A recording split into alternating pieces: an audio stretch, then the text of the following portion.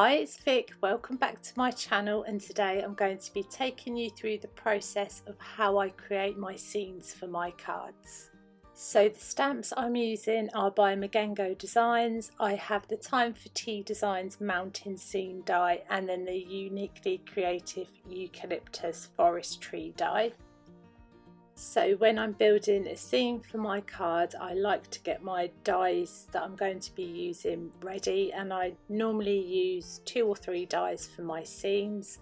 And then if you know my cards quite well, I do a lot of ink blending. So this is how I start the first part of the card. I choose whatever colour inks I'm going to be using, and here I'm just using some yellow and pink Distress Oxide inks, and I have a Time for Tea Designs beautiful blender brush. So I'm just going to go ahead and apply the colour down that I'm going to be using for my card.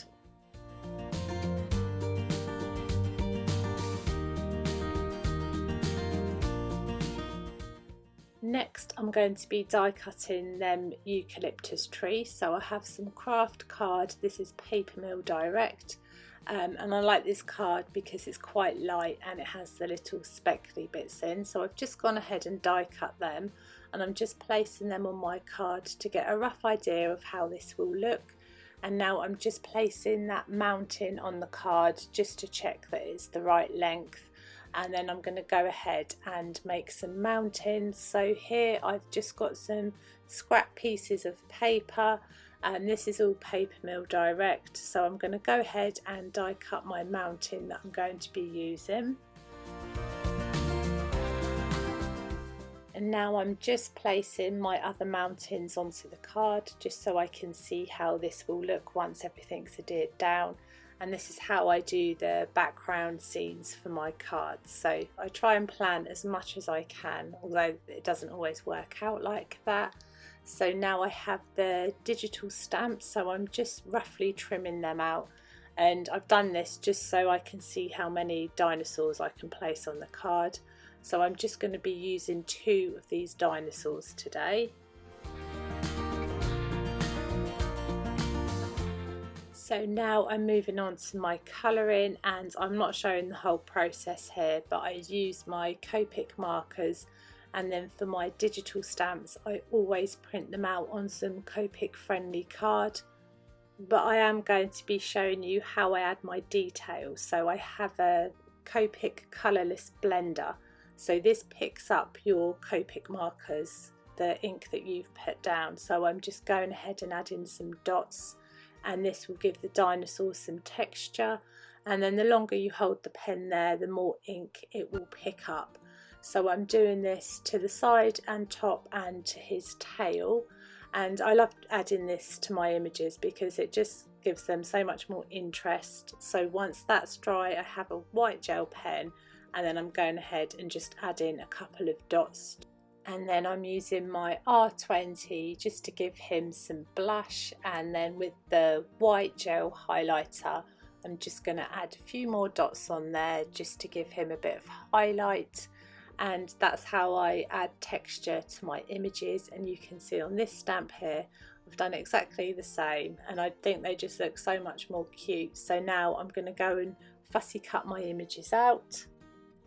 So next I place everything onto my card just to see how it looks and if I need to add anything else. So here I've got some black soot distress ink that I've just mixed down with some water, and I'm just adding some little droplets of paint to my background.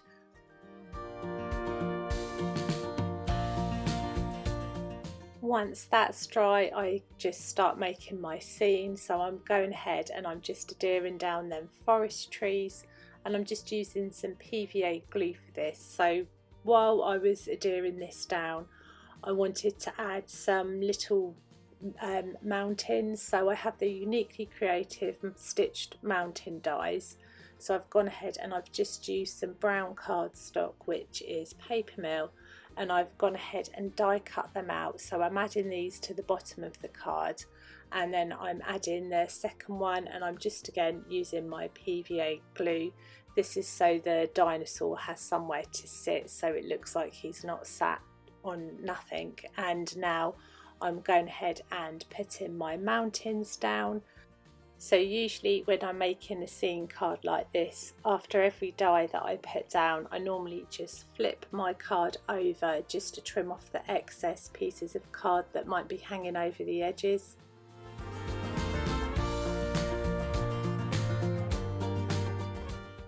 Another thing that I typically do is that I usually just keep adding to my cards. I have, like at the start I had the idea just to use a couple of dies, but I've gone ahead and I've used my silhouette machine just to cut out some mushrooms.